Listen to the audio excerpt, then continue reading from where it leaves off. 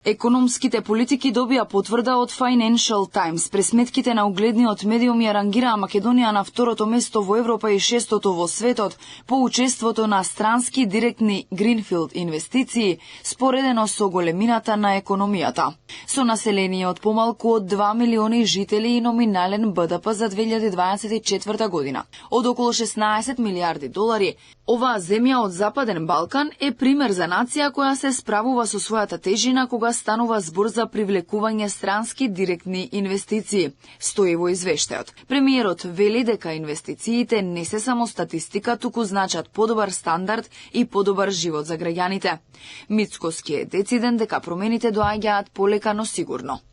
Ке бидам прецизен, за да не биде погрешно разбрано кога зборувавме дека сме четврта економија во Европа. Не четврта економија во Европа, за жал постојат и такви се уште, кои што на брутален начин лешинарски се обидуваат да дефокусираат. Многу јасно и прецизно рековме тогаш дека станува збор за четврти најголем раст на бруто домашниот производ во Европа, така и ова. Ние сме шеста држава по бројот и обемот и волуменот на странски инвестиции во светот според бруто домашниот производ.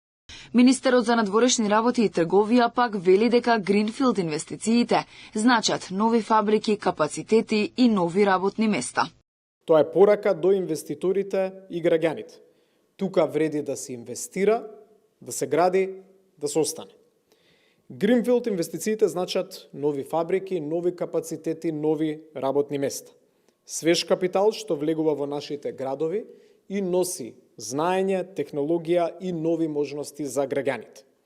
Пример за таа динамика се енергетските проекти, како и големиот број нови инвестиции реализирани во ТИРС зоните во изминатата година. Дека економијата оди во нагорна линија покажуваат и другите статистички податоци. Во првите 6 месеци од годинава во Македонија дошле речиси 400.000 странски гости. Со тоа е остварен раст од 19,7% во однос на истиот период лани.